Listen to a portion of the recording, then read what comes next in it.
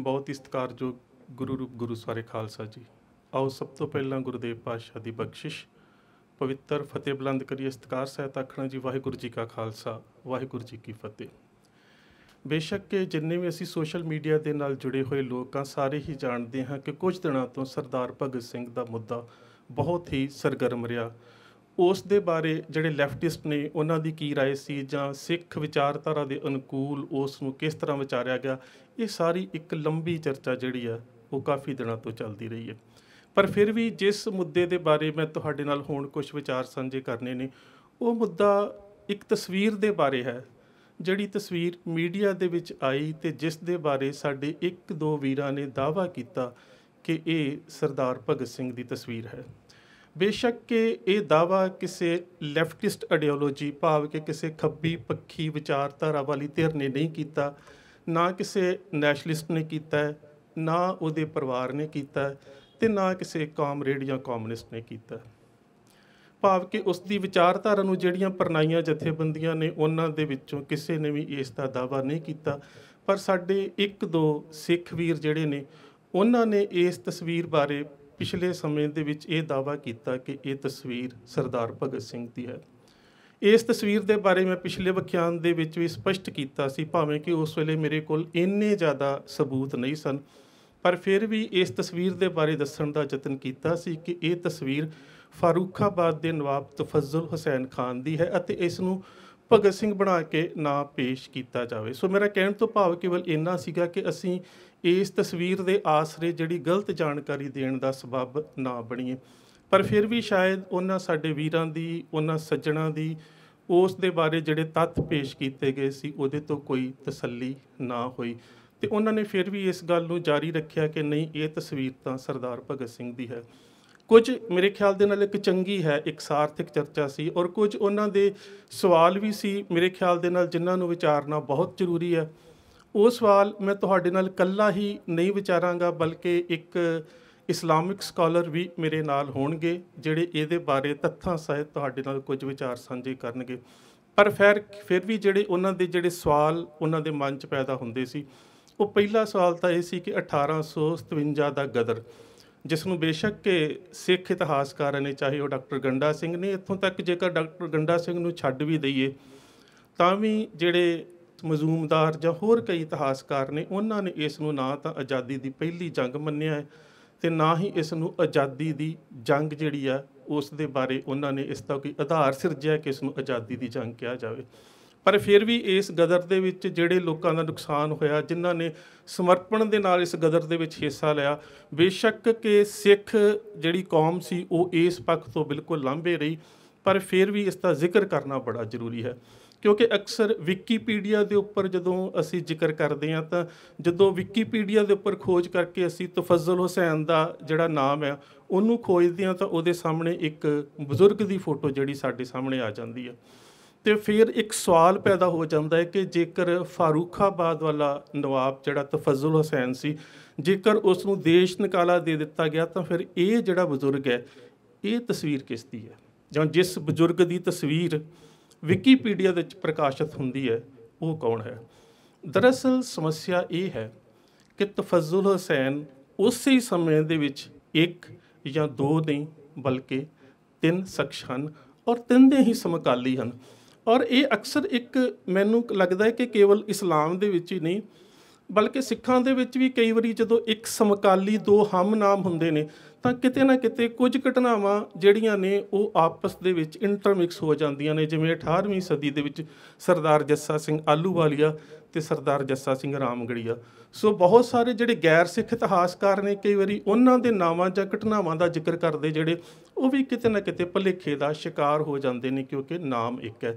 ਇਸੇ ਤਰ੍ਹਾਂ ਦੇ ਨਾਲ ਉਸ ਸਮਕਾਲੀ ਸਮੇਂ ਦੇ ਵਿੱਚ, ਭਾਵ ਕਿ ਉਸ 1857 ਦੇ ਪੀਰੀਅਡ ਦੇ ਵਿੱਚ ਤਿੰਨ ਤਫਜ਼ਲ ਹੁਸੈਨ ਦੇ ਨਾਮ ਦੇ ਜਿਹੜੇ ਲੋਕ ਨੇ ਜਾਂ ਜਿਹੜੇ ਇਸਲਾਮੀ ਸ਼ਖਸੀਅਤਾਂ ਨੇ ਉਹ ਸਾਡੇ ਸਾਹਮਣੇ ਆਉਂਦੀਆਂ ਨੇ। ਪਹਿਲਾ ਤਾਂ ਹੈ ਫਾਰੂਖਾਬਾਦ ਦਾ ਨਵਾਬ ਤਫਜ਼ਲ ਹੁਸੈਨ, ਜਿਸ ਨੇ 1857 ਦੀ ਬਗਾਵਤ ਦੇ ਵਿੱਚ ਆਪ ਕਿਸੇ ਘਟਨਾਕ੍ਰਮ ਨੂੰ ਅੰਜਾਮ ਨਹੀਂ ਦਿੱਤਾ, ਬਲਕਿ ਉਸ ਨੇ ਜਿਹੜੇ ਬਗਾਵਤ ਕਰਨ ਵਾਲੇ ਲੋਕ ਸੀ ਉਹਨਾਂ ਦੀ ਮਾਇਕ ਜਾਂ ਉਹਨਾਂ ਦੀ ਮੋਰਲ ਸਪੋਰਟ ਕੀਤੀ। ਕੁਝ ਕਿਤਾਬਾਂ ਦੇ ਵਿੱਚ ਗੋਰਿਆਂ ਦੇ ਕਤਲੇਆਮ ਦੀ ਗੱਲ ਵੀ ਆਉਂਦੀ ਹੈ, ਪਰ ਮੈਂ ਤਕਰੀਬਨ ਬਾਅਦ ਦੇ ਵਿੱਚ ਜਿੰਨੇ ਕੁ ਸਰੋਤ ਪੜ੍ਹੇ ਉਹਨਾਂ ਵਿੱਚ ਸਪਸ਼ਟ ਹੋ ਜਾਂਦਾ ਹੈ ਕਿ ਉਸ ਨੇ ਕਿਸੇ ਤਰ੍ਹਾਂ ਦਾ ਇਸ ਤਰ੍ਹਾਂ ਦਾ ਕਤਲੇਆਮ ਨਹੀਂ ਕੀਤਾ, ਔਰ ਜਿਹੜਾ ਉਹਦੇ ਉੱਪਰ ਇਹ ਕਤਲੇਆਮ ਦਾ ਦੋਸ਼ ਲਾਇਆ ਗਿਆ ਉਹ ਵੀ ਉਹਦੇ ਮੁਕੱਦਮੇ ਦੇ ਦੌਰਾਨ ਸਾਬਤ ਨਾ ਹੋ ਸਕਿਆ। ਇਸੇ ਕਰਕੇ ਹੀ ਉਸ ਨੂੰ ਛੋਟੀ ਸਜ਼ਾ, ਭਾਵ ਕਿ ਬੇਸ਼ੱਕ ਪਹਿਲਾਂ ਉਸ ਨੂੰ ਮੌਤ ਦੀ ਸਜ਼ਾ ਸੁਣਾਈ ਗਈ, ਉਸ ਤੋਂ ਬਾਅਦ ਉਸ ਨੂੰ ਦੇਸ਼ ਨਿਕਾਲੇ ਦੀ ਸਜ਼ਾ ਦੇ ਦਿੱਤੀ ਗਈ। ਜਿਹੜਾ ਦੂਸਰਾ ਤਫਜ਼ਲ ਹੁਸੈਨ ਖਾਨ ਹੈ, ਜਿਸ ਦੀ ਤਸਵੀਰ ਅਕਸਰ ਜਦੋਂ ਅਸੀਂ ਵਿਕੀਪੀਡੀਆ ਦੇ ਵਿੱਚ ਖੋਜ ਕਰਦੇ ਹਾਂ ਤਾਂ ਸਾਡੇ ਸਾਹਮਣੇ ਆ ਜਾਂਦੀ ਹੈ। ਇਹ ਅੰਗਰੇਜ਼ ਪ੍ਰਸਤ ਖਾਨਦਾਨ ਸੀ, ਔਰ 3 ਪੀੜ੍ਹੀਆਂ ਤੋਂ ਇਹ ਜਿਹੜਾ ਪਰਿਵਾਰ ਆ ਇਹ ਅੰਗਰੇਜ਼ਾਂ ਦੇ ਨਾਲ ਜੁੜਿਆ ਹੋਇਆ ਸੀ। ਬੇਸ਼ੱਕ ਇਹਦੇ ਵਿੱਚ ਵੀ ਕੋਈ ਸ਼ੱਕ ਨਹੀਂ ਕਿ ਬਹੁਤ ਅਮੀਰ ਪਰਿਵਾਰ ਸੀ ਅਤੇ ਅੰਗਰੇਜ਼ ਫੌਜ ਦੇ ਉੱਚ ਅਹੁਦਿਆਂ ਦੇ ਉੱਪਰ ਇਹਦੇ ਦਾਦੇ ਤੋਂ ਲੈ ਕੇ ਅਗਲੇਰੀਆਂ ਪੀੜ੍ਹੀਆਂ ਤੱਕ, ਜਦੋਂ ਤੱਕ ਅੰਗਰੇਜ਼ ਇੱਥੇ ਰਹੇ ਨੇ ਉਦੋਂ ਤੱਕ ਇਸ ਪਰਿਵਾਰ ਦੇ ਲੋਕ ਜਿਹੜੇ ਨੇ ਕਾਬਜ਼ ਰਹੇ ਨੇ। ਜਿਹੜਾ ਤੀਸਰਾ ਤਫਜ਼ਲ ਹੁਸੈਨ ਹੈ, ਇਹ ਜੈਪੁਰ ਦਾ ਵਸਨੀਕ ਇੱਕ ਆਮ ਛੋਟਾ ਜਿਹਾ ਨਵਾਬ ਜਿਹੜਾ ਉਹ ਜ਼ਰੂਰ ਸੀ, ਜਿਸ ਦੀ ਜਾਇਦਾਦ ਦਾ ਕੇਸ ਅਦਾਲਤ ਦੇ ਵਿੱਚ ਚੱਲਿਆ ਸੀ। ਜਦੋਂ ਲਾਰਡ ਡਲਹੌਜ਼ੀ ਨੇ ਇਹ ਕਾਨੂੰਨ ਬਣਾਇਆ ਸੀ ਕਿ ਜਿਹੜੇ ਰਜਵਾੜਿਆਂ ਜਾਂ ਨਵਾਬਾਂ ਦੀ ਅੱਗੋਂ ਕੋਈ ਆਪਣੀ ਸਕੀ ਔਲਾਦ ਨਹੀਂ ਹੈ ਅਤੇ ਉਹਨਾਂ ਦੀ ਜਿਹੜੀ ਜਾਇਦਾਦ ਹੈ ਉਹ ਜ਼ਬਤ ਕੀਤੀ ਜਾਵੇਗੀ, ਅਤੇ ਉਸ ਦੇ ਜਿਹੜੇ ਦੂਸਰੀ ਪੀੜ੍ਹੀ 'ਚੋਂ ਵਾਰਸ ਬਣਦੇ ਸੀਗੇ ਉਹਨਾਂ ਨੇ ਇਹ ਕੇਸ ਜਿਹੜਾ ਸੀਗਾ ਇਹਦੇ ਬਾਰੇ ਅਪੀਲ ਕੀਤੀ ਸੀ। 1887 ਦੇ ਵਿੱਚ ਇਹ ਸਾਰਾ ਕੇਸ ਚੱਲਿਆ ਸੀ, ਅਤੇ ਕੇਸ ਅਤੇ ਅਪੀਲ ਦੇ ਸਾਰੇ ਦਸਤਾਵੇਜ਼ ਜਿਹੜੇ ਨੇ ਉਹ ਮੇਰੀ ਲਾਇਬ੍ਰੇਰੀ ਦੇ ਵਿੱਚ, ਭਾਵ ਕਿ ਮੇਰੇ ਕੋਲ ਮਹਿਫੂਜ਼ ਨੇ। ਹੁਣ ਗੱਲ ਕਰਦੇ ਹਾਂ ਕਿ ਇਹ ਤਸਵੀਰ ਜਿਸ ਦੇ ਬਾਰੇ ਕਿਹਾ ਜਾਂਦਾ ਹੈ ਕਿ ਇਹ ਸਰਦਾਰ ਭਗਤ ਸਿੰਘ ਦੀ ਹੈ, ਇਸ ਤਸਵੀਰ ਦਾ ਵੀ ਇੱਕ ਪਿਛੋਕੜ ਹੈ। ਉਸ ਪਿਛੋਕੜ ਨੂੰ ਸਮਝਣ ਦੇ ਵਾਸਤੇ ਅਸੀਂ ਜੇਕਰ state library of Victoria foundation Australia ਦੀ ਜਿਹੜੀ ਕਹਿ ਸਕਦੇ ਇੱਕ ਦਸਤਾਵੇਜ਼ ਹੈ ਉਹਨਾਂ ਦਾ, ਜੇਕਰ ਅਸੀਂ ਉਸ ਦੀ ਘੋਖ ਕਰਦੇ ਹਾਂ ਤਾਂ ਇਹ ਜਿਹੜਾ ਦਸਤਾਵੇਜ਼ ਹੈ ਇਹ 1998 ਦੇ ਵਿੱਚ ਪ੍ਰਕਾਸ਼ਿਤ ਹੋਇਆ, ਅਤੇ ਇਹਦਾ ਵਾਲੀਅਮ ਨੰਬਰ ਜਿਹੜਾ 62 ਸੀ, ਅਤੇ ਇਸ ਨੂੰ ਸਪਰਿੰਗ ਵਾਲੀਅਮ ਦਾ ਜਿਹੜਾ ਉਹ ਨਾਮ ਦਿੱਤਾ ਗਿਆ।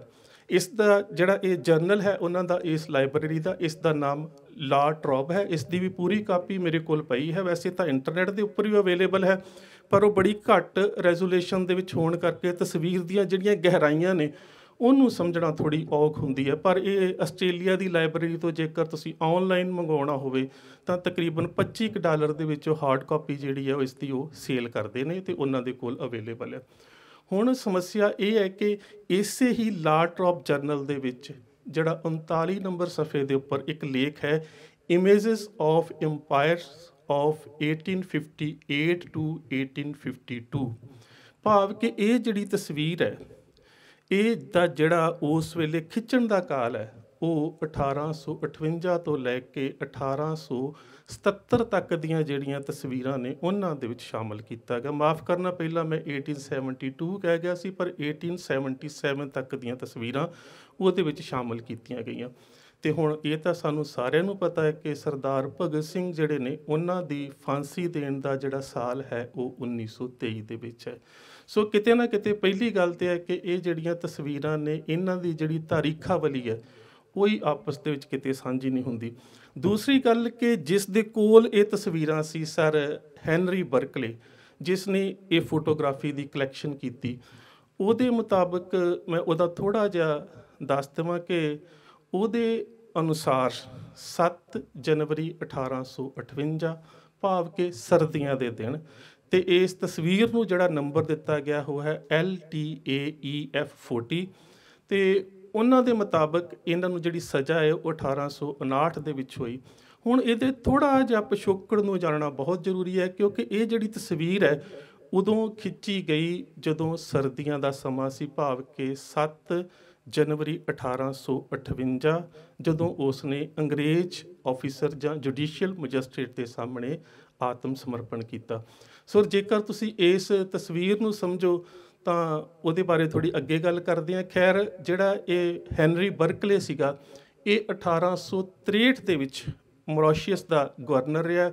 ਉਸ ਤੋਂ ਪਹਿਲਾਂ ਇਹ ਐਦਨ ਜਾ ਰਿਹਾ ਸੀਗਾ, ਅਤੇ ਉਸ ਸਮੇਂ ਦੇ ਦੌਰਾਨ ਹੀ ਉਸ ਨੂੰ ਰੋਬਰਟ ਲੈਬਰਟ ਪਲੇਫੇਅਰ ਉਹ ਮਿਲਿਆ, ਅਤੇ ਜਿਹੜਾ ਮਿਸਟਰ ਰੋਬਰਟ ਪਲੇਫੇਅਰ ਹੈ ਇਸ ਦਾ ਜਿਹੜਾ ਪਿਤਾ ਸੀਗਾ ਉਹ ਇੰਸਪੈਕਟਰ ਜਨਰਲ ਆਫ ਹੌਸਪੀਟਲ ਇਨ ਬੰਗਾਲ ਦੇ ਵਿੱਚ ਸੀਗਾ।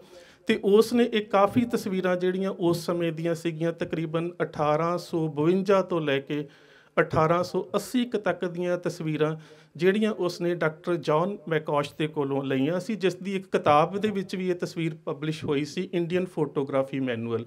ਸੋ ਉਹਦੇ ਕੋਲ ਜਿਹੜੀਆਂ ਤਸਵੀਰਾਂ ਸੀ ਉਹ ਉਸਨੇ ਲੇਬਰਟ ਪਲੇਫੇਅਰ ਜਿਹੜਾ ਸੀਗਾ ਉਸ ਨੂੰ ਦੇ ਦਿੱਤੀਆਂ। ਅਤੇ ਜਦੋਂ ਉਹ 1862-63 ਦੇ ਵਿੱਚ ਮਿਸਟਰ ਬਰਕਲੇ ਨੂੰ ਮਿਲਿਆ ਤਾਂ ਉਸ ਨੇ ਇਹ ਤਸਵੀਰਾਂ ਜਿਹੜੀਆਂ ਸੀ ਉਸ ਨੂੰ ਦੇ ਦਿੱਤੀਆਂ, ਅਤੇ ਮਿਸਟਰ ਬਰਕਲੇ ਦੇ ਕੋਲੋਂ ਹੀ ਇਹ ਤਸਵੀਰ ਜਿਹੜੀ ਹੈ ਉਹ ਜਿਹੜਾ ਮਿਊਜ਼ੀਅਮ ਹੈ ਜਾਂ ਲਾਇਬ੍ਰੇਰੀ ਹੈ ਉਹਦੇ ਵਿੱਚ ਪਹੁੰਚੀ। ਔਰ ਇਸ ਤਸਵੀਰ ਦੇ ਥੱਲੇ ਬਕਾਇਦਾ ਲਿਖਿਆ ਹੈ ਕਿ ਇਹ ਫਾਰੂਖਾਬਾਦ ਦੇ ਨਵਾਬ ਦੀ ਤਸਵੀਰ ਹੈ।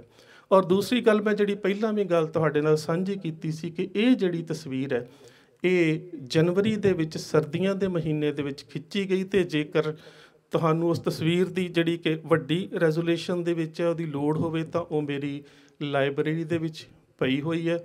ਉਹਦੇ ਵਿੱਚ ਬਕਾਇਦਾ ਤੌਰ 'ਤੇ ਉਸ ਦੀ ਜਿਹੜੀ ਹੈ ਉਹ ਫਰ ਵਾਲੀ ਉਹਦੇ ਜੈਕਟ ਪਹਿਨੀ ਹੋਈ ਹੈ ਸਰਦੀਆਂ ਦੇ ਵਿੱਚ, ਅਤੇ ਜਿਹੜੀ ਉਹਦੀ ਪੋਸ਼ਾਕ ਹੈ ਉਹ ਪੰਜਾਬੀ ਪੋਸ਼ਾਕ ਨਹੀਂ ਹੈ, ਭਾਵ ਕਿ ਜਰੀਦਾਰ ਕਿਨਾਰੇ ਵਾਲੀ ਜਿਹੜੀ ਹੈ ਉਸ ਦੀ ਉਹ ਲਿਬਾਸ ਹੈ, ਅਤੇ ਉਹਦੇ ਵਿੱਚ ਤੰਗ ਪਜਾਮੀ ਜਿਹੜੀ ਉਸ ਸਮੇਂ ਨਵਾਬ ਜਿਹੜੇ ਪਹਿਰਾਵਾ ਪਹਿਨਿਆ ਕਰਦੇ ਸੀ ਉਹ ਉਸ ਤਸਵੀਰ ਦੇ ਵਿੱਚ ਹੈ। ਸੋ ਇਸ ਤਸਵੀਰ ਦੇ ਬਾਰੇ ਕਿਹਾ ਜਾਂਦਾ ਹੈ ਕਿ ਇਹ ਜਨਵਰੀ 1858 ਦੇ ਵਿੱਚ ਜਿਹੜੀ ਸੀਗੀ ਉਹ ਤਸਵੀਰ ਖਿੱਚੀ ਗਈ। ਉਸ ਤੋਂ ਬਾਅਦ ਜਦੋਂ ਉਸ ਨੇ ਇਹਦੇ ਬਾਰੇ ਵੀ ਦਾਅਵਾ ਕੀਤਾ ਜਾਂਦਾ ਹੈ ਕਿ ਇਹ ਤਸਵੀਰ ਉਦੋਂ ਖਿੱਚੀ ਗਈ ਜਦੋਂ ਉਸ ਨੇ ਆਤਮ ਸਮਰਪਣ ਕੀਤਾ, ਅਤੇ ਕੁਝ ਵਿਦਵਾਨਾਂ ਦਾ ਮਤ ਇਹ ਵੀ ਹੈ ਕਿ ਜਦੋਂ ਉਸ ਨੂੰ ਦੇਸ਼ ਨਿਕਾਲਾ ਦਿੱਤਾ ਗਿਆ ਤਾਂ ਉਸ ਵੇਲੇ ਇਹ ਤਸਵੀਰ ਜਿਹੜੀ ਸੀ ਉਹ ਖਿੱਚੀ ਗਈ। ਸੋ ਅਗਲਾ ਸਵਾਲ ਇਹ ਪੈਦਾ ਹੁੰਦਾ ਹੈ ਕਿ 1857 ਦੇ ਇਸ ਗਦਰ ਨਾਲ ਸੰਬੰਧਿਤ ਜਿਹੜਾ ਉਹਨਾਂ ਕਿਤਾਬਾਂ ਦੇ ਵਿੱਚ ਇਸ ਦਾ ਕੋਈ ਜ਼ਿਕਰ ਨਹੀਂ ਮਿਲਦਾ। ਨਹੀਂ, ਇਹਦੇ ਵਿੱਚ ਬਿਲਕੁਲ ਇੱਕ ਗਲਤਫਹਿਮੀ ਹੈ ਕਿ 1857 ਦੇ ਨਾਲ ਸੰਬੰਧਿਤ ਜਿਹੜੀਆਂ ਕਿਤਾਬਾਂ ਨੇ ਉਹਦੇ ਵਿੱਚ ਫਾਰੂਖਾਬਾਦ ਦੇ ਨਵਾਬ ਦਾ ਕੋਈ ਜ਼ਿਕਰ ਨਹੀਂ ਮਿਲਦਾ। ਜੇਕਰ ਅਸੀਂ ਸਾਰੀ ਜਾਣਕਾਰੀ ਵਿਕੀਪੀਡੀਆ ਦੇ ਉੱਪਰ ਆਧਾਰਿਤ ਹੀ ਰੱਖਾਂਗੇ ਤਾਂ ਮੇਰੇ ਖਿਆਲ ਦੇ ਨਾਲ ਬੇਸ਼ੱਕ ਸਾਨੂੰ ਜ਼ਿਆਦਾ ਉਸ ਦਾ ਜ਼ਿਕਰ ਨਹੀਂ ਮਿਲੇਗਾ। ਪਰ ਅੱਜ ਅਸੀਂ ਇੱਕ ਬਹੁਤ ਹੀ ਵੱਡੀ ਅਤੇ ਮਸ਼ਹੂਰ ਕਿਤਾਬ ਦੇ ਲੇਖਕ ਦੇ ਨਾਲ ਜ਼ਰੂਰ ਗੱਲਬਾਤ ਕਰਾਂਗੇ, ਜਿਨ੍ਹਾਂ ਨੇ ਆਪਣੀ ਕਿਤਾਬ ਦੇ ਵਿੱਚ ਇਸ ਫਾਰੂਖਾਬਾਦ ਦੇ ਨਵਾਬ ਤਫਜ਼ਲ ਹੁਸੈਨ ਦੇ ਬਾਰੇ ਬਹੁਤ ਹੀ ਤਫਸੀਲ ਦੇ ਨਾਲ ਜਿਹੜੀ ਹੈ ਉਹ ਜਾਣਕਾਰੀ ਦਿੱਤੀ ਹੋਈ ਹੈ, ਅਤੇ ਕਿਤਾਬ ਉਹ ਮੇਰੀ ਲਾਇਬ੍ਰੇਰੀ ਦੇ ਵਿੱਚ ਵੀ ਹੈ। ਮੈਂ ਤੁਹਾਨੂੰ ਉਸ ਦੀਆਂ ਤਸਵੀਰਾਂ ਵੀ ਭੇਜ ਸਕਦਾ ਕਿਸੇ ਵੀਰ ਨੂੰ ਚਾਹੀਦੀਆਂ ਹੋਣ। ਕਿਤਾਬ ਦਾ ਨਾਮ ਹੈ biographical encyclopedia of Muslim freedom fighters, ਅਤੇ ਇਸ ਦੇ ਲੇਖਕ ਨੇ ਜਨਾਬ सैयद उदैबुर रहमान। वालेकुम सलाम सैयद साहब। इससे पहले कि हम गुफ्तगू का सिलसिला शुरू करें, आप अपना तारुफ खुद ही करवा दीजिए, क्योंकि बहुत सारे जो पंजाब के दर्शक हैं वो आपके बारे में नहीं जानते कि आपने कितनी किताबें लिखी हैं और इस्लामिक फ्रीडम फाइटर्स पर आपने कितना काम किया है। बहुत शुक्रिया आपने अपने इस पॉपुलर प्रोग्राम में बुलाया, धन्यवाद, बहुत शुक्रिया, सत श्री अकाल, सलाम। देखिए, मैं पिछले 5 सालों से काम जो फ्रीडम मूवमेंट और हिस्ट्री में जो आप देखें कि पिछले जो कुछ दिनों में जो यानी मुल्क में जो माहौल चेंज हुआ है और उसमें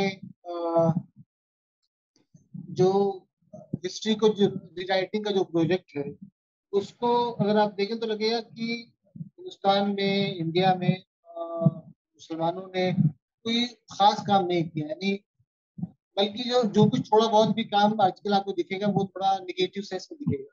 तो मेरा ये कन्विक्शन है कि जो मुसलमानों के अगर फ्रीडम मूवमेंट में उनके अगर कंट्रीब्यूशन को अगर आप ओवरलुक कर दें तो आपको कुछ ज़्यादा बचता नहीं। 1857 तकरीबन पूरा का पूरा जो था वो मुसलमानों ने शुरू किया था, जो रिवोल्यूशन था, जो फर्स्ट फ्रीडम मूवमेंट थी। और उसके बाद भी आप देखें तो मेन स्ट्रीम मूवमेंट जो थी, कांग्रेस लेड जो फ्रीडम मूवमेंट थी, या उसके अलावा जो चीजें थी उसमें मुसलमानों का बहुत ही कॉम्प्रिहेंसिव कंट्रीब्यूशन था।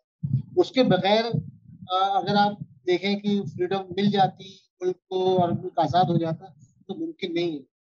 तो 5 साल पहले मुझे जहन में आया कि कैसे इस चीज को आगे बढ़ाया जाए, क्योंकि किताबें तो बहुत हैं, आप देखिए फ्रीडम मूवमेंट पर किताबें बहुत है, लेकिन उसमें मुसलमानों का जो कंट्रीब्यूशन है उसके बारे में बहुत ज्यादा नहीं है। तो एक छोटी सी किताब मैंने उस वक्त 2017 में लिखी मैंने, वो थी Muslim freedom fighters, contribution of Indian Muslims in the freedom movement. उसका हमने एक उर्दू में भी तकरीबन 200 पेजेस की बुक है, उसका उर्दू में भी ट्रांसलेशन किया। उसका नाम था मुस्लिम मुजाहिदीन आज़ादी और तहरीक आज़ादी में उनकी खिदमत।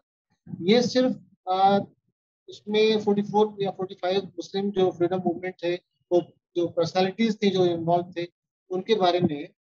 उसके 2 साल के बाद आई ये शायद 2019 या 2020 में उलमाज role in India freedom movement with focus on Reshmi रुमाल तहरीक।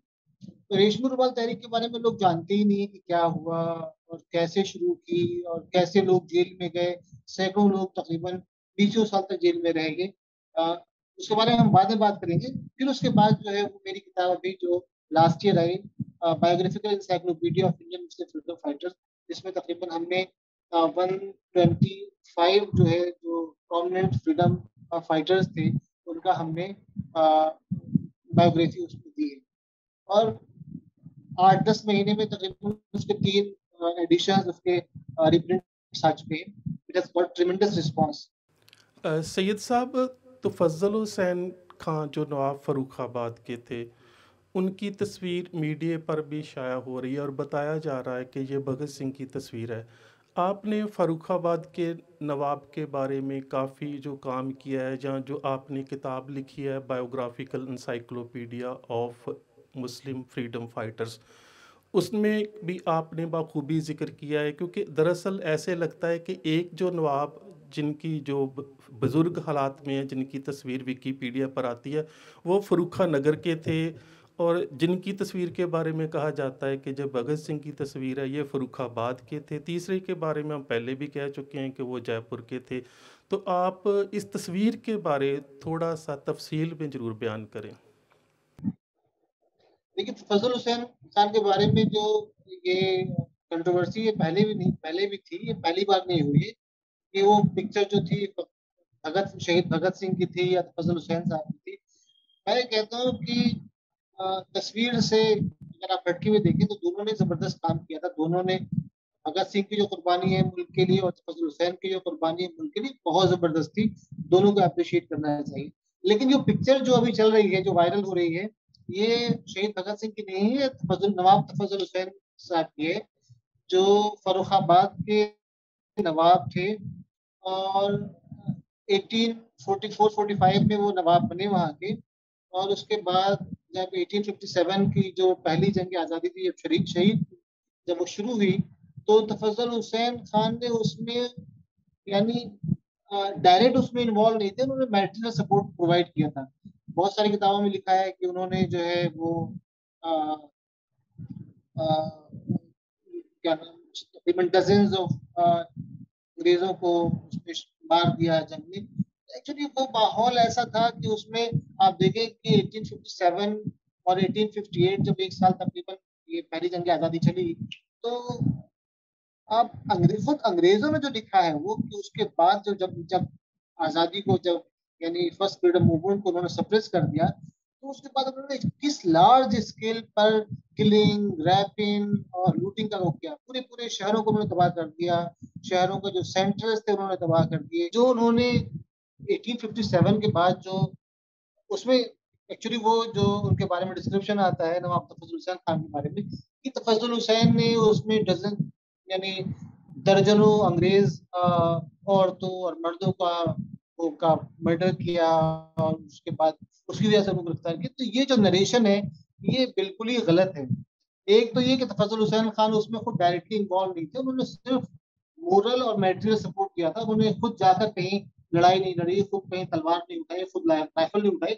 He was a Nawab of a significantly large principality. एक बड़ी अच्छी खासी जो फर्रुखाबाद एक अच्छी खासी बड़ी जगह है, और उसके बड़े नवाब तो उनसे एक्सपेक्ट नहीं कर सकते कि वो खुद जाकर लोगों को गोली मारेंगे। लेकिन उन्होंने मैटेरियल सपोर्ट प्रोवाइड किया था और मोरल सपोर्ट प्रोवाइड किया था, इसमें ट्रुथ है। दूसरे, अगर आप देखें कि उस जमाने में जो आजादी 1857 की जंग ऐसी मामूली जंग नहीं थी, उसमें लाखों लोग मरे, उसमें लाखों लोग शहीद हुए। तो उसमें जो जो शहीद हुए तो अपने आप में शहीद नहीं हो गए। आप देखें, हजारों मुस्लिम उलमा स्कॉलर्स जो थे, मौलवियों को सूली पे चढ़ा दिया गया। हर शहर में, हर चौक पर उन्होंने वो बनाए थे, वहाँ पर जो सूली देने के लिए सेंटर्स बनाए थे, जहाँ पर रोजाना सैकड़ों सैकड़ों लोगों को किया है। फर्रुखाबाद से बहुत ज्यादा दूर नहीं है बरेली, जहाँ पर 1857 में जो वो क्या- जो जब रिवोल्यूशन शुरू हुआ तब बरेली शहर पर कब्जा कर दिया। जब 1858 में बरेली पर दोबारा अंग्रेजों ने कब्जा किया, तो आप पढ़ेंगे तो आपकी यानी सांस जो है वो अंदर ही लग जाए, रुक जाएगी, लगता है, लगेगा कि वहां पर ऐसा जुल्म किया, रोजाना सैकड़ों लोगों को लाकर वहां पर सूली पर चढ़ाया जाता। सिर्फ इलाहाबाद के बारे में एक अंग्रेज राइटर लिखता है कि जब हम इलाहाबाद, जब हम जीत गए और जब हमारा दोबारा कब्जा हुआ, तो हमने जो नदी है वहां पर, उस नदी से वो क्या जो बोट लेकर आया करते थे और दोनों तरफ जो है वो इनडिस्क्रिमिनेट फायरिंग किया करते थे। तो ऐसे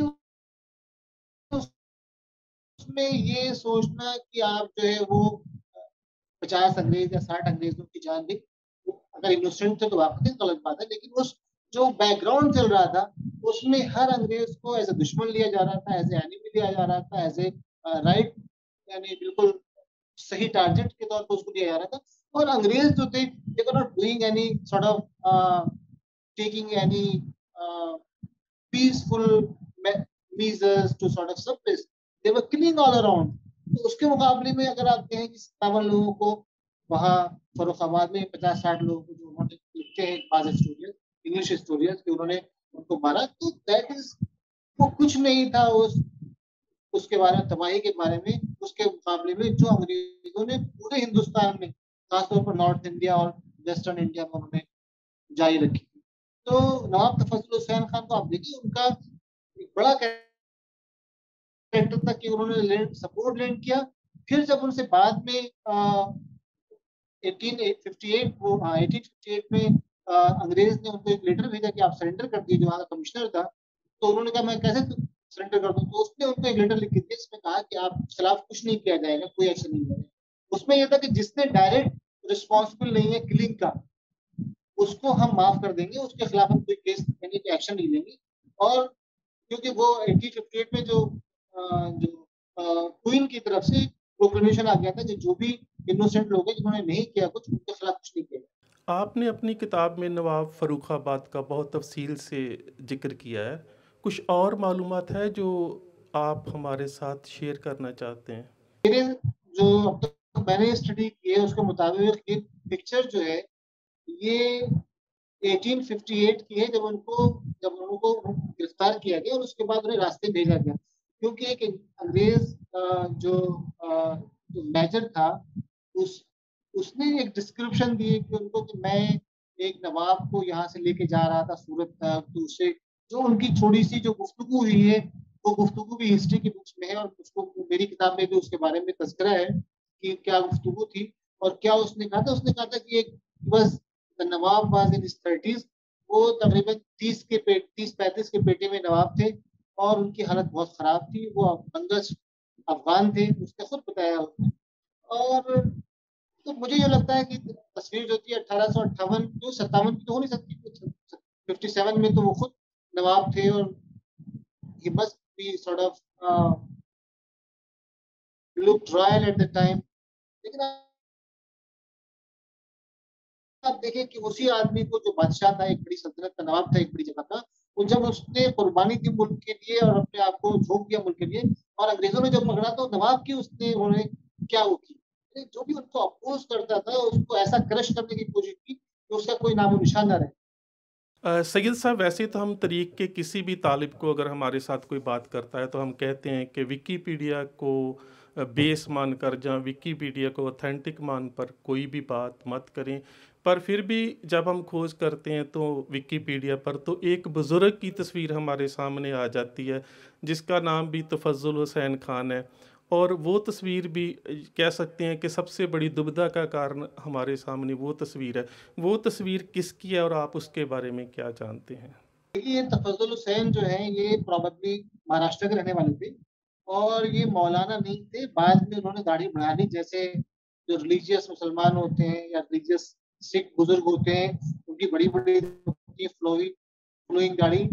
तो ये असल में एक बड़े आर्मी में एक बड़े उस पर सीनियर लेवल पर थे ब्रिटिश आर्मी में, और इनका इंडिपेंडेंस मूवमेंट से कोई लेना देना नहीं था, बल्कि he was on opposite side.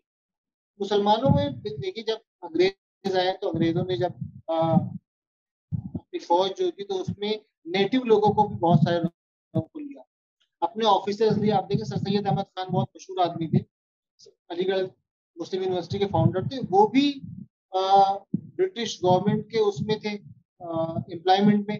और उनके बारे में कहा जाता है कि वो उस वक्त मुरादाबाद में थे, और मुरादाबाद में सर सैयद अहमद खान ने बहुत सारे अंग्रेजों को वहां पर सर्टेन डेथ से बचाया था। उसी तरह ये दूसरे तफजुल हुसैन है, इनका भी यही रोल था, ये अंग्रेजों के साथ थे, और अंग्रेजों के साथ उन्होंने इसको फ्रीडम मूवमेंट को डिफीट करने के लिए बहुत मेजर रोल प्ले किया था अपने उसमें।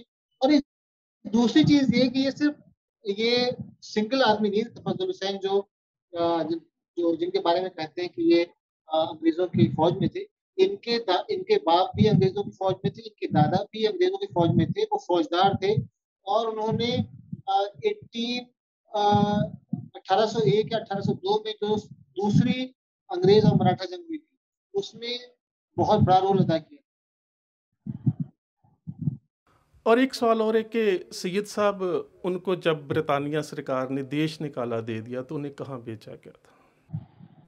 देखिए, नवाब तफजुल हुसैन खान की जो अभी इनकी फैमिली मैंने मालूम किया, तो इनके ग्रेट ग्रैंडसन जो है वो अभी फरुखाबाद में रहते हैं। ये बंगश पठान थे, अफगानी पठान। और इनको जब यहाँ से भेजा गया तो इनका एक एग्रीमेंट हुआ अंग्रेजों के साथ कि ये वापस नहीं आएंगे हिंदुस्तान, वहीं रहेंगे ये। इनको यमन के रास्ते, मुझे लगता है पहले यमन गए और यमन से फिर मक्का गए।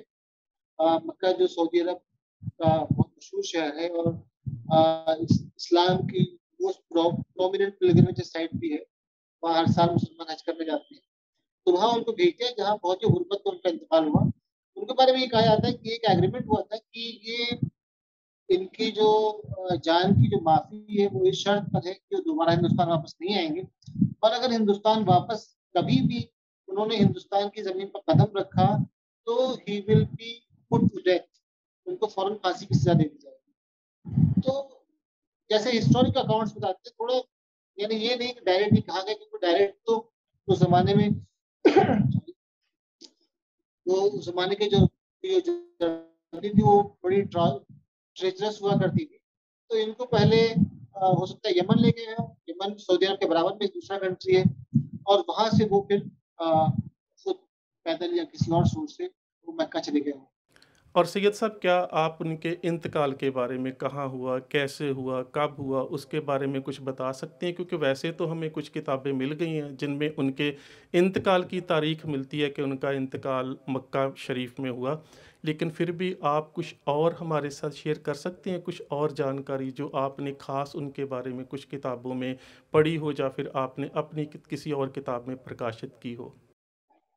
लेकिन इनके इंतकाल के बारे में सर्टेन ये है, बिल्कुल यानी तय ये है कि इनका इंतकाल मक्का में ही हुआ है। और 1880 के आसपास हुआ है। आप देखें कि जब इनको गिरफ्तार किया तकरीबन उनकी उम्र 35 साल, 30 से 35 के बीच में थी, और उसके तकरीबन 22 साल के बाद इनका इंतकाल मक्का में ही हुआ। तो कह सकते हैं कि जब वो इनका इंतकाल हुआ तकरीबन वो 60 के आसपास रहे होंगे, 57 या 60 के आसपास रहे होंगे। और आप देखेंगे जब उनको ले जाए, जो पिक्चर है उसमें, वो उससे आपको आप अंदाजा हो सकता है कि ब्रिटिश जो थे, जो हमारा कॉलोनियल जो पास्ट है, वो कितना घिनौना रहा होगा कि एक नवाब को उन्होंने पैदल यहाँ से फरुखाबाद से जो है, जो नवाब हमारे आम जो बच्चे होते हैं वो कितनी आराम से पाले जाते हैं, और वो नवाब जो था, जो जिसने शायद कभी जिंदगी में कोई परेशानी नहीं देखी होगी, उसको पैदल लेके जाया गया। उसकी इमोशनल जो कंडीशन है आप देखें वो कैसे रही होगी। तो दूसरा ये कि उसने उसके बावजूद भी कभी ना ये सोचा और ना किया और ना कभी किसी ने उस नवाब से ये कहने की कोशिश की कि नवाब साहब आप माफी क्यों नहीं मांग लेते इन मलका बरतानिया से। उसने कभी माफी नहीं मांगी। हमारे यहाँ तो माफीनामे का एक बड़ा ट्रेडिशन है कि यहाँ पर एक नहीं कई कई मर्सी पिटिशन लिखेगी, लेकिन नवाब साहब ने उसके बावजूद आप देखिए सिर्फ अकेले ये बात में जो जो अपराइजिंग हुई थी, उस अपराइजिंग में मौलवी लियाकत हुसैन जो थे बड़े मशहूर फ्रीडम फाइटर्स थे, वो वहां को बाद में जब जब अपराइजिंग हुई अंग्रेजों को निकाल दिया तो मौलवी लियाकत अली वहां के गवर्नर बन गए। तो उसको नवाब बहादुर शाह जफर ने वहां का गवर्नर अपॉइंट किया। तो जो लोकल अपराइजिंग थी उसको लीड भी मौलवी लियाकत अली ने किया था। हिंदू मुसलमान सब जो लोकल कम्युनिटीज थी वहां पर, वो दोनों इसमें इन्वॉल्व थी, लेकिन मौलवी लियाकत अली उसमें जिम्मेदार थे। उनको तकरीबन 15 साल के बाद गिरफ्तार किया गया और उनको काला पानी भेज दिया गया, लियाकत अली को। तो लियाकत अली ने भी कभी कोई ऐसा नहीं किया कि कोई मर्सी पिटीशन लिखी हो, कोई माफीनामा लिखा हो। ठीक है सैयद साहब, क्या उनके परिवार का अभी कोई सदस्य है या कोई उनके परिवार का कोई मेंबर जिंदा है जो आपके राफ्ता में है या जिनके साथ हमारी या आपकी बात हो सकती हो? देखिए मेरे संपर्क मेरी एक्चुअली उनके बारे में मशहूर था, मशहूर यहाँ पर बाज़ लोगों ने लिखा भी है, वो अनवेरिफाइड है कि एक प्रोमिनेंट पॉलिटिकल फैमिली जो थी वो उनके डिसेंडेंट्स में से है। लेकिन मैंने मालूम किया, बल्कि आज ही मालूम किया तो पता चला कि वो नहीं है। और एक बंदिश फैमिली अभी फर्रुखाबाद में है, उनके बच्चे वहाँ पर, यानी उनके जो डिसेंडेंट्स वहाँ पर हैं। और मैंने एक रिपोर्ट देखी उसमें बात, यानी जो जिसने वो रिपोर्ट फाइल की है, उसने उन लोगों से, उनके डिसेंडेंट से बात की और उन्होंने उनके बारे में ज्यादा नहीं बचा, क्योंकि उनको बिल्कुल बर्बाद कर दिया था। उनकी जो जो स्टेट थी वो दूसरे को दे दी थी, बॉन्ड कर दी थी अंग्रेजों। लेकिन उनकी फैमिली वहाँ पर डिसेंडेंट्स है वहाँ। और सैयद साहब एक बार फिर, क्योंकि मैं चाहता हूँ कि जो पंजाब के ज़्यादातर हमारे लिखने वाले और हमारे पढ़ने वाले जो तारीख़दान हैं वो शायद आपके बारे में ज़्यादा मालूमात नहीं रखते, एक बार फिर तफसील के साथ बता दें कि आपने जो इस्लामिक फ्रीडम फाइटर हैं उनके ऊपर कितना काम किया और कौन कौन सी किताबें आपने लिखी हैं। देखिए फ्रीडम जो मूवमेंट है इंडिया की, और उसमें मुस्लिम कंट्रीब्यूशन है, इस पर मेरी 4 किताबें हैं। और मेरी 5वीं किताब अभी इसी महीने प्रोबेबली आ जाएगी। वो है Muslim emperors, kings and their empires in South India, from Bahmani empire to Tipu Sultan. फिर उसके बाद जो है मेरी एक और किताब जो है वो प्रोसेस में है, वो है Muslim empires and kings and their empires in western India, जो गुजरात में मुस्लिम सल्तनत, खानदेश में गुजरात में, और मालवा में जो मुस्लिम सल्तनत थी, उस उससे उसको टच करेगी, उसकी हिस्ट्री को। तो इससे पहले तकरीबन 20 साल पहले मेरी किताब आई थी, मुस्लिम रिप्रेजेंटेशन इन इंडियन पॉलिटिक्स के ऊपर थी। लेकिन फ्रीडम मूवमेंट के ऊपर मेरी ये 4 किताबें। और खासतौर पर जो अभी जो लास्ट ईयर किताब आई थी, biographical encyclopedia of Indian Muslim freedom fighters, और उससे पहले जो किताब आई थी बायोग्राफिकल इंसाइक्लोपीडिया ऑफ इंडियन, ये किताब है। इस पर तकरीबन हर बड़े अखबार में रिव्यू आ चुका है, और काफी सारे इस पर इंटरव्यूज भी हुए मेरे इसके बारे में। लेकिन इससे एक अहम किताब मुझे लगता है, जो ज्यादा अहम किताब है, वो किताब ये है, उलमा's role in India's freedom movement with focus on silk letter movement, रेशमी रुमाल तहरीक। इसमें एक्चुअली मुल्क में हमारे यहाँ जो है मुस्लिम उलमा के बारे में बड़ा, यानी कंफ्यूजन है, उनके बारे में गलत गलत बातें कही जाती है। मैंने 5 फ्रीडम मूवमेंट के बारे में, जो इंडिया के फ्रीडम मूवमेंट है उसके बारे में इसमें तस्करा किया है कि कैसे इन स्कॉलर्स ने, इन उलमा ने, जिनको आप रिग्रेसिव कहते हैं, जिनको बहुत से लोग मुस्लिम कहते हैं, एंटी एंटी नेशन आजकल कहने लगे हैं, इन लोगों ने मुल्क के लिए कितनी कुर्बानियां दी। आप देखें 1857 का जो वार ऑफ इंडिपेंडेंस थी, मैंने इसमें मौलवी लियाकत अली का नाम लिया। इसके अलावा ये बहुत बड़े, यानी जो इलाहाबाद उस जमाने में अंग्रेजों का एक बड़ा सेंटर था, पावर सेंटर, वहां से अंग्रेजों को डिसलॉज करना, उनको हटाना, उनको वहां से भगाना मामूली चीज नहीं थी। मौलवी लियाकत अली ने वो किया। फिर मौलवी अहमदुल्ला शाह थे। ये तो आप यानी रॉबिन हुड टाइप की एक पर्सनालिटी थी, जो आप देखिए जहाँ भी उस जमाने में यानी पूरे अवध में जहाँ जहाँ अंग्रेजों के खिलाफ अपराइजिंग हुई उसमें ये पेश पेश थे। अंग्रेजों की फौजों को इन्होंने बहुत कई जगह शिकस्त दी, और अंग्रेज खुद जो राइटर्स हैं वो इनके बारे में बहुत ही रिस्पेक्टफुली लिखते हैं, मौलवी अब्दुल्ला शाह के बारे में। फिर आप देखिए यहाँ पर दिल्ली में जो हमारे लास्ट मुगल एम्परर थे बहादुर शाह जफर की जो लीडरशिप में जो यहाँ पर पूरा जो अपराइजिंग हुई, उसमें भी बहुत सारे मुस्लिम स्कॉलर्स थे। यही वजह है आप देखें कि जब अंग्रेज जब जीत गए 1858 में, तो इन्होंने सबसे पहले जो एक्शन लिया वो ये पूरे नॉर्थ इंडिया के जो मुस्लिम मदरसाज थे उसको उन्होंने कहा कि वो उनको बंद किया, उनके ऊपर एक्शन लिया। और उसके बाद जो है वो यानी उलमा को लाखों लोग कहते हैं, बाज लोग कहते हैं कि 20 लाख उलमा, तो मैं कहता हूँ कम से कम 35 से 40 हजार मुस्लिम स्कॉलर्स, बड़े बड़े रिस्पेक्टफुल मुस्लिम स्कॉलर्स, उनको इन्होंने शहीद कर दिया। तो जबरदस्त रोल था। और मैं कहता हूँ कि हमारा जो पूरा फोकस आज इस तरह का है उसमें पॉजिटिव चीजें जो नहीं आती, तो इन लोगों को याद करना बहुत जरूरी है जिन्होंने मुल्क के लिए अपना सब कुछ कुर्बान कर दिया, नहीं अपनी लाइफ कुर्बान कर दी, अपने बच्चों की लाइफ कुर्बान कर दी, अपना पूरा जो उनकी स्टेट जबरदस्त हुआ करती थी वो माफ कर दी, कुर्बान कर दी। लेकिन हम आजकल उनको याद नहीं करते। आप देखिए अभी जो अमृत महोत्सव चल रहा है, 75th year of independence celebrate किया जा रहा है, इसमें आप इनमें से किसी का नाम नहीं सुनेंगे। इसमें आप मौलवी तसद्दुक़ अली का नाम नहीं सुनेंगे, वो नवाब तसद्दुक़ अली खान का नाम नहीं सुनेंगे, आप जो है झज्जर के नवाब का नाम नहीं सुनेंगे।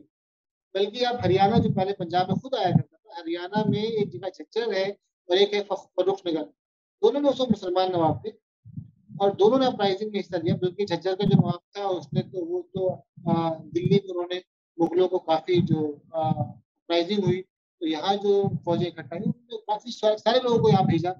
और जब अपराइजिंग जब डिफीट हो गई, जब वो हार गए, अंग्रेज जब जीत गए, तो उन्होंने उनका बहुत बड़ा आश्चर्य किया, उनको उनको मौत की सजा दी। यही हाल सिमिलरली जो है फरुखाबाद, जो यहाँ इसके झज्जर के पास ही हरियाणा में एक जगह है, वहाँ वहाँ भी यही हाल हुआ। वहाँ के नवाब ने अपराइजिंग को सपोर्ट किया। 1857 की जो जंग आज़ादी है और उसमें वो लड़े और उनको जो है उनकी भी जायदादें पाउंड कर दी उनको, और बहुत जबरदस्त सजा दी गई। कई सारे नवाब हैं। नवाब ऑफ पन्नी जो है भोपाल के पास एक जगह है, वो भी मुसलमान नवाब थे। अब देखें जो हमारी जो जो नरेटिव है जो चल रहा है उसमें मुसलमानों का तस्करा नहीं आता। तो बाज लोग मुझसे कहते हैं कि आपने मुस्लिम फोकस किताबें क्यों लिखी। फोकस इसलिए क्योंकि इसके उनके बारे में कोई बात नहीं करता। मैं बल्कि मेरे जहन में एक चीज ये है कि महात्मा गांधी और उनके फ्रेंड्स जो हैं, क्लोजेस्ट फ्रेंड, उसका उसके ऊपर एक किताब लिखूंगा। प्रॉब्लली ये 2 साल में लगेंगे, तो मैं बताऊंगा जब आएगी। तो उसमें दोनों से के बारे में के जो क्या नाम है महात्मा गांधी को आप देखें, बिल्कुल महात्मा गांधी, जवाहरलाल नेहरू हो या हमारे जो आईएनए जो है इंडियन नेशनल आर्मी जो है उसके सुभाष चंद्र बोस आप देखिए, सुभाष चंद्र बोस के जो सबसे करीबी साथी थे सारे सारे मुसलमान थे। उसके बाद हजारों मुसलमानों को उनके साथ पार्टिसिपेट करने के लिए सजाएं हुई। जनरल शाहनवाज खान को देखिए, बहुत बड़ा रोल था उनका इसमें आईएनए में। उन्होंने जो ये नॉर्थ ईस्ट में जो आईएनए का जो अटैक हुआ था कि अंग्रेजों को हराने के लिए, उसकी जो लीडरशिप उनके उन्हीं के हाथ में थी। लेकिन अब नाम जो मुस्लिम्स का जो रोल है, मुस्लिम्स का जो कंट्रीब्यूशन है, उसके बारे में कहीं तस्करा भी नहीं आता। किसी भी बड़े आप देखें कोई बड़ा जो बैनर होता है जो गवर्नमेंट या आम जो लोग हैं कोई पता नहीं है, मैं उनको दोष नहीं दूंगा। एक वाइड है इंफॉर्मेशन की, तो मैं उसी वाइड को फुल करना चाह रहा था और मुझे लगता है किसी हद तक मैंने उसमें उसको उसके साथ जस्टिस करने की कोशिश की। और आखिर में आप क्या कहना चाहते हैं? इसमें मेरा सवाल नहीं है, बल्कि आपके मन में जो बात है और जो आप दर्शकों के साथ शेयर करना चाहते हैं, वो बात या वो आपकी जो को मालूमात है वो हमारे साथ ज़रूर शेयर कीजिए, क्योंकि बहुत सारे दर्शक इसी के ज़रिए इस तस्वीर की असलियत के बारे में जानेंगे, और आपकी किताबों का भी उनको थोड़ा पता चल जाएगा कि आपने कौन कौन सी किताबों में इनका जिक्र किया है। देखिए, जो मुल्क की आज़ादी थी, उस मुल्क की वो हमारे जो फोर फादर्स थे, irrespective of being Muslims, Hindu, Sikh or anybody, it was very close to their hearts. बहुत उनके मुल्क की आज़ादी के लिए वो लोग किसी भी हद तक जाने को तैयार थे। सो बहुत बहुत शुक्रिया सैयद साहब, आपको मिलके बहुत अच्छा लगा। वैसे तो आपको भी अच्छा ही लगेगा, क्योंकि मुझे एक शेर याद आ गया, ये फ़कत गरूर की बात है तुम इसे ज़ुबान से मत कहो, वरना तुम्हें भी इसकी कशिश तो है कि तुम्हारी बज़म में हम नहीं। खैर, आपका बहुत बहुत शुक्रिया। इंशाल्लाह फिर आपसे ज़रूर मिलते रहेंगे, इसी तरह कभी कभी गुफ्तगू का सिलसिला भी चलता रहेगा। बहुत शुक्रिया, बहुत शुक्रिया, धन्यवाद। ਸੋ ਇਹ ਸੀ ਸਾਡੇ ਨਾਲ ਸੈਯਦ ਉਦੈਬੁਰ ਰਹਿਮਾਨ ਸਾਹਿਬ, ਜਿਨ੍ਹਾਂ ਦੇ ਨਾਲ ਅਸੀਂ ਜਿਹੜੀ ਸਾਰੀ ਜਾਣਕਾਰੀ ਹੈ ਉਹ ਤੁਹਾਡੇ ਨਾਲ ਸਾਂਝੀ ਕੀਤੀ ਹੈ। ਔਰ ਇਹਦੇ ਤੋਂ ਇਲਾਵਾ ਜਿਹੜੀਆਂ ਬਹੁਤ ਸਾਰੀਆਂ ਐਸੀਆਂ ਤਸਵੀਰਾਂ ਨੇ ਜਿਹੜੀਆਂ ਇਸ ਕਿਤਾਬ ਦੇ ਨਾਲ ਸੰਬੰਧਿਤ, ਜਾਂ ਇਸ ਤਸਵੀਰ ਦੇ ਨਾਲ ਇਹ ਜਿਹੜੇ ਨਵਾਬ ਤਫਜ਼ਲ ਹੁਸੈਨ ਨੇ ਉਹਨਾਂ ਦੀ ਜਾਣਕਾਰੀ ਬਿਆਨ ਕਰਦੀਆਂ ਨੇ, ਅਤੇ ਬਹੁਤ ਸਾਰੀਆਂ ਕਿਤਾਬਾਂ ਜਿਹੜੀਆਂ ਨੇ ਉਹ ਅੱਜ ਵੀ ਤੁਸੀਂ ਆਨਲਾਈਨ ਮੰਗਵਾ ਸਕਦੇ ਹੋ, ਜਿਨ੍ਹਾਂ ਦੇ ਵਿੱਚ ਸੁਤੰਤਰਤਾ ਸੰਗਰਾਮ ਔਰ ਮੁਸਲਮਾਨੋਂ ਕੀ ਭੂਮਿਕਾ। ਉਸ ਤੋਂ ਬਾਅਦ ਇੱਕ ਅੰਗਰੇਜ਼ੀ ਦੀ ਕਿਤਾਬ ਹੈ biographic encyclopedia of Muslim freedom fighters, जो सैयद साहब ने लिखी हुई है। वैसे इन्होंने बहुत सारी किताबें लिखी हैं इसी मौजू पर, इसी सब्जेक्ट के ऊपर। और अगर आप फ़ारुखाबाद का जो गज़टियर है ऑनलाइन अवेलेबल है, अगर आप उसको भी पढ़ें तो उसमें भी बहुत सारी जानकारी आपको प्राप्त हो सकती है। खैर, ਹੁਣ ਅਸੀਂ ਆਪਣੀ ਭਾਸ਼ਾ ਦੇ ਵਿੱਚ ਆ ਜਾਈਏ ਕਿ ਜੇਕਰ ਇਸ ਤਸਵੀਰ ਦੇ ਬਾਰੇ ਤੁਸੀਂ ਗਹਿਰਾਈ ਦੇ ਨਾਲ ਜਾਣਕਾਰੀ ਲੈਣਾ ਚਾਹੁੰਦੇ ਹੋ, ਜਾਂ ਫਿਰ ਖਾਸ ਕਰਕੇ ਕਿ ਜਿਹੜਾ ਇਹ ਤਫਜ਼ਲ ਹੁਸੈਨ ਜਿਹੜਾ ਫਾਰੂਖਾਬਾਦ ਦਾ ਨਵਾਬ ਸੀ, ਜੇ ਇਹਦੇ ਬਾਰੇ ਜ਼ਿਆਦਾ ਤਫਸੀਲ ਦੇ ਵਿੱਚ ਪੜ੍ਹਨਾ ਹੈ ਤਾਂ ਕੁਝ ਕਿਤਾਬਾਂ ਨੇ ਜਿਨ੍ਹਾਂ ਦੇ ਨਾਮ ਮੈਂ ਤੁਹਾਡੇ ਨਾਲ ਸਾਂਝੇ ਕਰ ਦਿੰਦਾ। ਇੱਕ ਤਾਂ ਹੈ ਸੁਤੰਤਰਤਾ ਸੰਗਰਾਮ ਔਰ ਮੁਸਲਮਾਨੋਂ ਕੀ ਭੂਮਿਕਾ। ਇੱਕ ਅੰਗਰੇਜ਼ੀ ਦੀ ਕਿਤਾਬ ਜਿਹੜੀ ਜਿਨ੍ਹਾਂ ਨਾਲ ਅਸੀਂ ਗੱਲ ਕਰਕੇ ਹਟੇ ਹਾਂ, ਸੈਯਦ ਉਦੈਬੁਰ ਰਹਿਮਾਨ ਸਾਹਿਬ ਆ, ਉਹਨਾਂ ਨੇ ਲਿਖੀ ਹੈ, ਉਹ ਹੈਗੀ ਹੈ biographical encyclopedia of Muslim freedom fighters. ਉਹਦੇ ਤੋਂ ਬਾਅਦ ਫਾਰੂਖਾਬਾਦ ਦਾ ਜਿਹੜਾ ਗਜ਼ਟੀਅਰ ਹੈ ਉਹਦੇ ਵਿੱਚ ਵੀ ਬੜੀ ਤਫਸੀਲ ਜਿਹੜੀ ਹੈ ਸਾਰੇ ਘਟਨਾਕ੍ਰਮ ਦੀ ਸਾਨੂੰ ਮਿਲ ਸਕਦੀ ਹੈ। ਉਸ ਤੋਂ ਬਿਨਾਂ ਦਾ ਹਿਸਟਰੀ ਆਫ ਸਿਪਾਹੀ ਵਾਰ ਇਨ ਇੰਡੀਆ 1857 ਟੂ 1859 ਜਿਹੜੀ ਜੌਨ ਵਿਲੀਅਮ ਕਾਈ ਦੀ ਲਿਖੀ ਹੋਈ ਹੈ, ਉਹਦੇ ਵਿੱਚ ਤਾਂ ਬਹੁਤ ਜ਼ਿਆਦਾ ਤਫਸੀਲ ਤੁਸੀਂ ਇਸ ਫਾਰੂਖਾਬਾਦ ਦੇ ਨਵਾਬ ਦੇ ਬਾਰੇ ਜਿਹੜੀ ਹੈ ਉਹ ਹਾਸਲ ਕਰ ਸਕਦਾ ਹੈ। ਸੋ ਬਹੁਤ ਸਾਰੀਆਂ ਕਿਤਾਬਾਂ ਨੇ ਜਿਨ੍ਹਾਂ ਦੇ ਵਿੱਚ ਇਸ ਨਵਾਬ ਦਾ ਜ਼ਿਕਰ ਹੈ। ਸੋ ਇਹ ਜਿਹੜੀ ਤਸਵੀਰ ਹੈ ਇਹ 1858 ਦੀ ਹੈ, ਔਰ ਭਗਤ ਸਿੰਘ ਨੂੰ ਜਿਹੜੀ ਫਾਂਸੀ ਹੈ ਉਹ 1923 ਦੇ ਵਿੱਚ ਦਿੱਤੀ ਗਈ।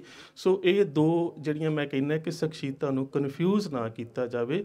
ਤੋ ਇਹੀ ਸੀ ਅੱਜ ਮੇਰਾ ਤੁਹਾਡੇ ਨਾਲ ਕੁਝ ਵਿਚਾਰ ਸਾਂਝੇ ਕਰਨ ਦਾ ਜਿਹੜਾ ਇਹ ਮੰਤਵ ਇਹੀ ਸੀਗਾ ਕਿ ਅਸੀਂ ਆਪਣੇ ਇਤਿਹਾਸਕ ਤੱਥਾਂ ਦੇ ਬਾਰੇ ਕਲੈਰਿਟੀ ਆਫ ਥਾਟ ਜਿਹੜੀ ਆ ਜ਼ਰੂਰ ਰੱਖੀਏ। ਆਪ ਸਭ ਦਾ ਬਹੁਤ ਬਹੁਤ ਧੰਨਵਾਦ। ਇੰਨੀਆਂ ਕੁ ਬੇਨਤੀਆਂ ਪ੍ਰਵਾਨ। ਫਤਿਹ ਦੀ ਸਾਂਝ। ਸਤਿਕਾਰ ਸਹਿਤ ਆਖਣਾ ਜੀ। ਵਾਹਿਗੁਰੂ ਜੀ ਕਾ ਖਾਲਸਾ, ਵਾਹਿਗੁਰੂ ਜੀ ਕੀ ਫਤਿਹ।